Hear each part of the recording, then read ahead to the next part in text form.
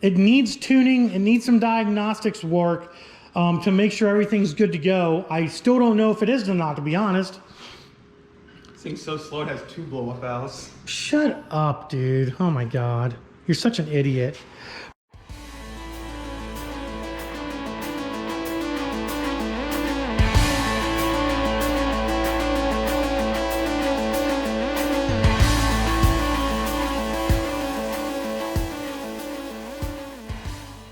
What is up, YouTube? How's everybody out there doing today? I hope you guys are having a fabulous day.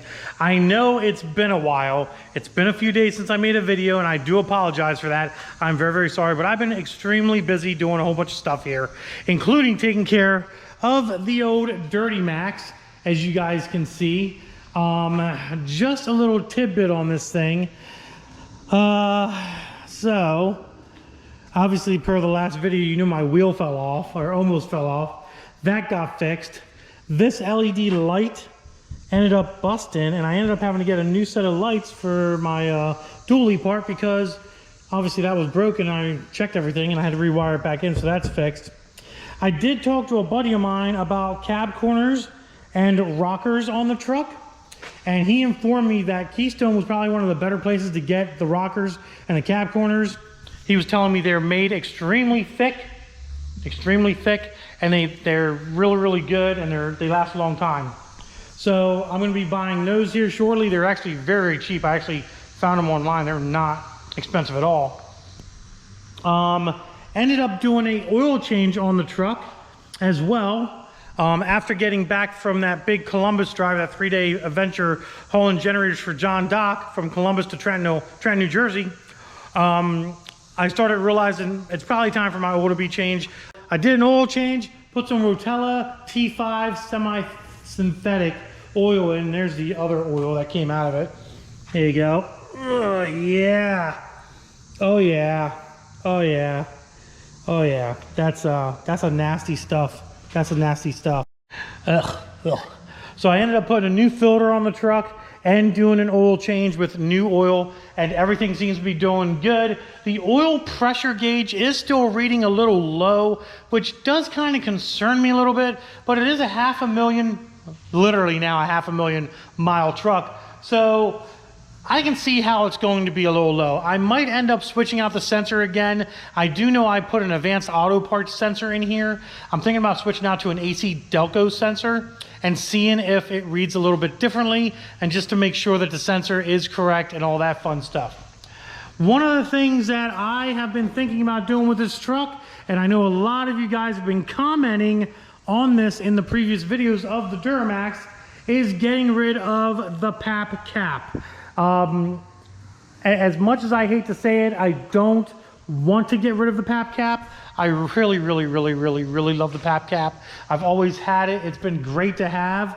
But with me doing this storm work, I think it would be better to take this PAP cap off and get myself either a transfer tank for the back or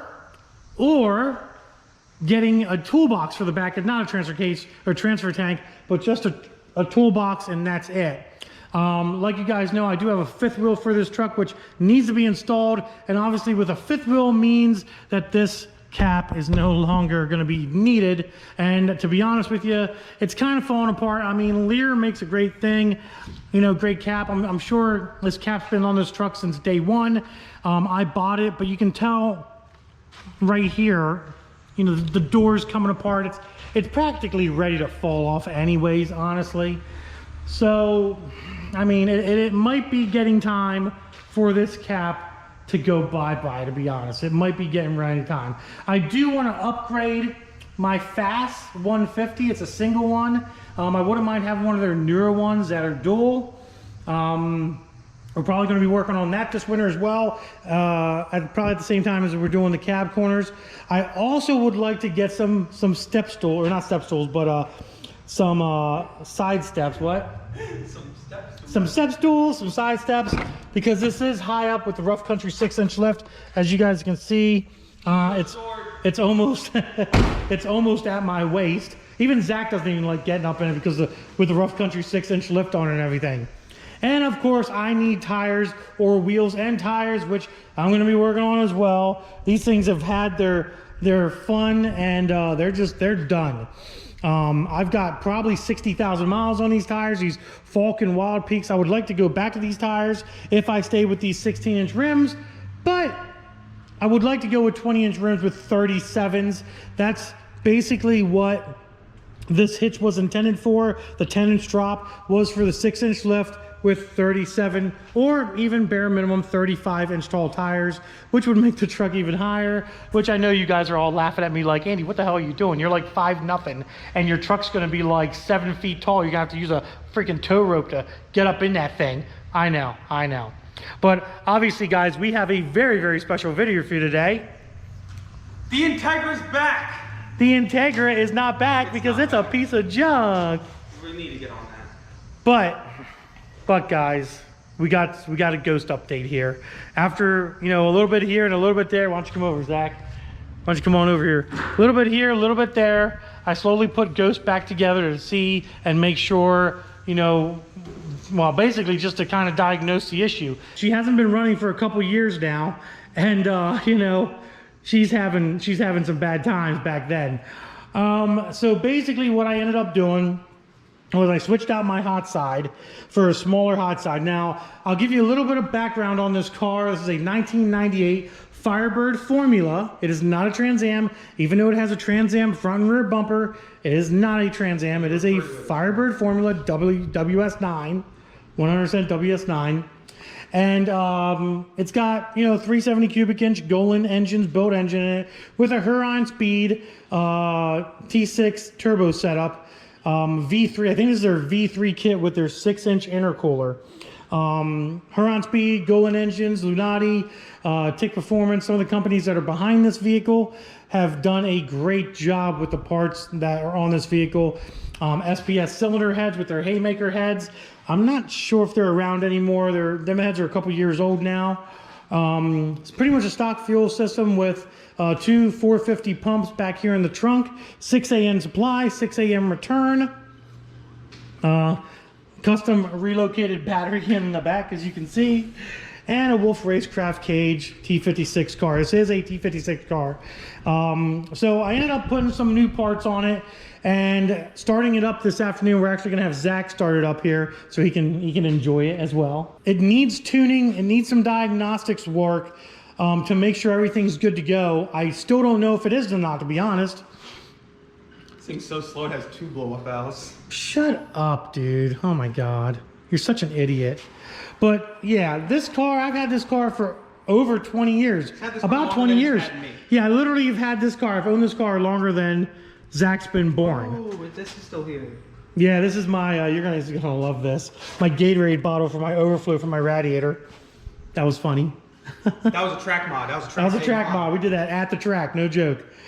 Basically, we're running a Bog Warner 80mm turbo billet wheel with a 110 housing, not a 132. We had a 132 in the past, and it honestly, it just spooled up way too freaking slow, and I didn't like it.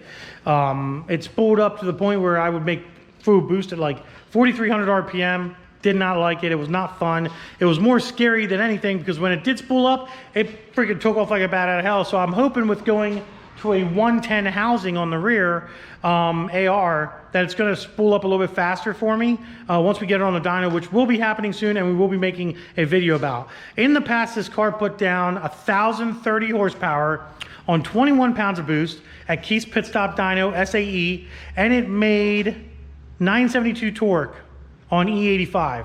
We are not running on E85. We just got pump gas in this sucker right now. And I'm gonna be staying with pump gas only. I don't think I'm going to go with anything other than pump gas. I might put methanol back on it again. It did have methanol in the past and it was okay. I liked the methanol. It was an alky control kit. But nonetheless, I think that what we're gonna end up doing is we'll probably put meth on it and leave the E85 alone.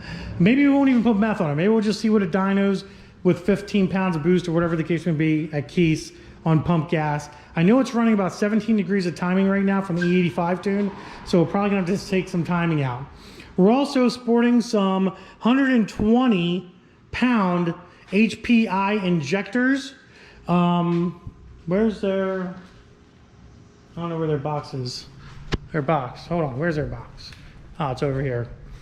Great company. This is the second set of injectors that I've gotten from them. Right there. There you go. HPI injectors. Go check them guys out. Link will be in the description. The sponsors link down below for you. You can go check them out and see if there's any injectors. They have a whole bunch of different style injectors. These are the 120 pounders and stuff. So I guess you guys are all like, Andy, shut the hell up and let's start this sucker up because y'all want to hear it. My cue. That's Zach's cue. Keys are on there, buddy. It did have a fuel leak. We had to switch out one fitting because it did have a fuel leak right at that blue fitting. That used to be a black fitting, but we had to change that out. But she runs, guys, and you're about to see her. Then we're going to take her to the dyno. We're going to have some fun with this car. As long as everything's good, we still got diagnostics to do on it. The seat's so far forward. Yeah. Hey, oh, by the way, how do you like that clutch? I didn't know I didn't put my foot on it yet. You're moving your seat back. This is a twin disc spec PT trim, twin disc clutch with a tick master cylinder. That's your shifter? One's unsprung, one's sprung, which means one clutch has springs in it, the other one does not. Oh, Oh, sorry. just think if you're in traffic with this. That's like two of that. Two That's- times as bad as the Integra. That's crazy. It's a crazy clutch. I thought the Integra was bad. Yeah, that's a no joke clutch. What are you doing? Leave my shifter alone, Goofy. I don't know if it has battery power. The battery's dead, so let's put it on. God. Let's put it on here. Okay, it's ready. You got the keys? Yeah, they're in my hand. All right. Put the window down, close the door. Let's start her up. That way you guys can hear her. She should start up. What is that? We need more battery power. What is that noise? It's because we have no battery power, Linda. Because the battery's dead. Does it do it again? Do it again? Do it again? Yeah, it needs battery power. We're gonna go ahead and put a jump box on it. How do you get the key? Oh, there's a button. All right, let's get the jump box here, guys. We're gonna need the jump box. What happened? There's a button to get the key out. Yeah, there's a button, you goofball. Really cool. Oh my God, there's a button. Oh my God. Oh my God, there's a button, Dad. It's so crazy. I never seen anything like it in my life.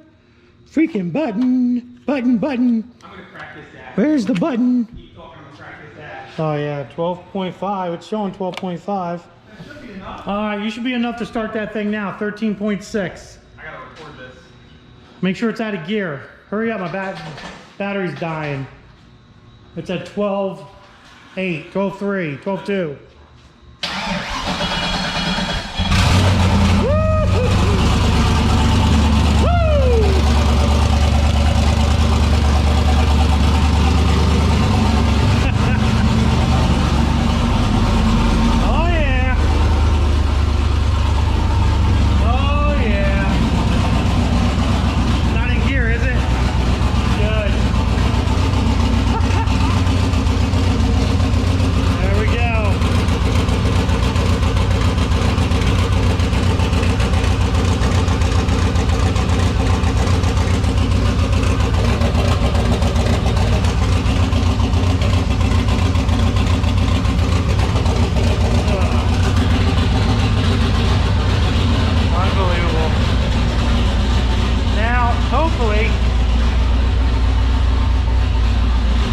Hopefully this is okay. Now we haven't really had it running very long. I had it running for about 10 minutes today, and obviously this is the second time today that this car has started up in a couple of years. So we still might have issues with it. We definitely got to get it on the dyno and dyno tune it and see what it does and see if we find anything. The last time we thought we might have had washed down cylinder walls with the E85, and we might still have that with those back two cylinders back there, which were the issue. All quarter turbo. Oh yeah.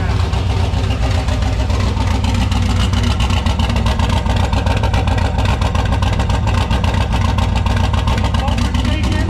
Oh, bumper. That thing's shaking. Woo! Sounds healthy.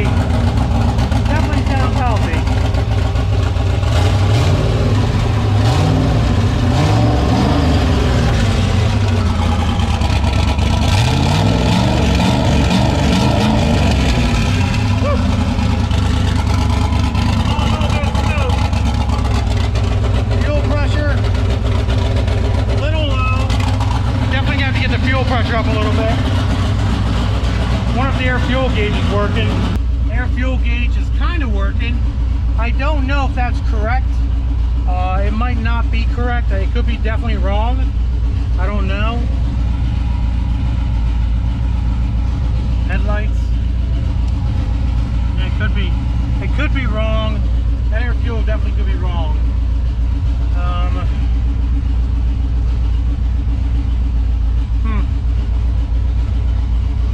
Let's shut her off. I don't run her running too long until I get her on the dyno. And man, this thing's loud. Holy shit. I don't want to run her too long until we get her on the dyno and diagnose any issue that we might be having with her. Yeah, there we go. Yeah. This fucking car, guys, I tell you what. This fucking car. Definitely have a huge love-hate relationship with this damn thing, not gonna lie. Definitely have a love-hate relationship with this freaking car. No joke. Well, there you have it, guys. Ghost is alive and running. Might not be 100% right now, but believe me when I tell you, we're gonna take you through the process of making sure everything's good to go. And if we find something wrong with Ghost, we're definitely gonna be addressing it and fixing it and making sure this thing runs up to par again. We'll just have to see how things go. I'm just happy it's running again. It took a little bit of work to get there. Not gonna lie. I didn't make a lot of videos or pretty much any videos of it, but there's a lot of little doodad stuff that I had to mess around with to get this thing running again, or kind of running again, and hopefully it pays off, and hopefully once we get it on the dyno, we can address any other issues that might pop up with the fueling system, and hopefully, you know, everything short block wise is okay, and hopefully the heads are okay. We don't know yet, but we'll just have to see what happens, guys. We'll just have to see what happens. But just a nice little short update video on Ghost for you guys. As long as everything goes as planned, you'll be seeing her on the dyno. You'll be hopefully maybe seeing her at the track as well, possibly. But we'll see how things go, guys. We'll see how things go. But other than that, if you enjoyed the video, give it a big thumbs up. Don't forget to subscribe. Instagram, Diablo Formula Racing. Deuces, guys.